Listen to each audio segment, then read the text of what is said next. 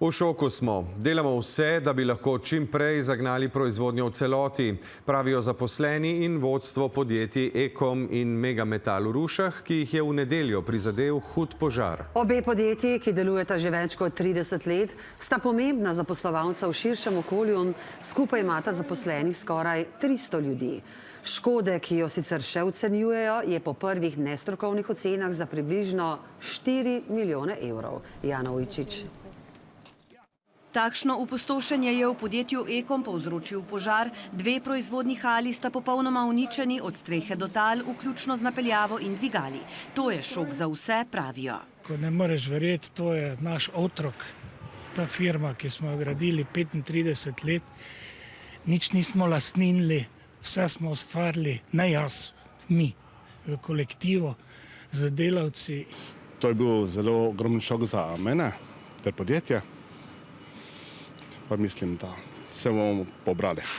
Del proizvodnje sicer teče dalje v tej na srečo nepoškodovani hali. Po prvih ugotovitvah policije je tuja krivda izključena, po besedah direktorja se je vnela elektroinštalacija. Požar se je razširil tudi na podjetje Megametal, podjetji namreč mejita druga na drugo. Streha je hudo poškodovana, sončna elektrarna, in en del proizvodnje je zdaj zaprt, ker ga trebamo počistiti, varilna oprema, roboti, in to treba zdaj točno oceniti, kaj se da popraviti.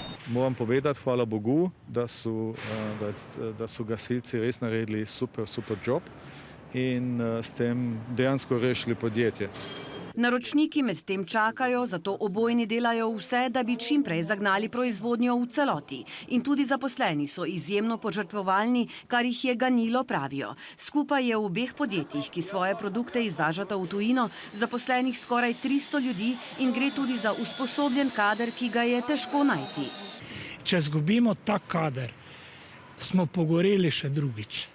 Se pravi, moramo vse narediti za to, da te ljudi obdržimo. A dodajajo, da je škoda takšna, da sami ne bodo zmogli vsega. Problem je, da imamo vse zavarovano, ampak ko odštejemo amortizacijo, ko odštejemo vse to, kar bojo zavarovalnice odštevale, bojo ostali zneski, s katerimi mi ne moremo pokriti. Seveda delno lahko. A ne v celoti, pravijo, zato prosijo za posluh in pomoč države. Minister za gospodarstvo jih bo obiskal v ponedeljek.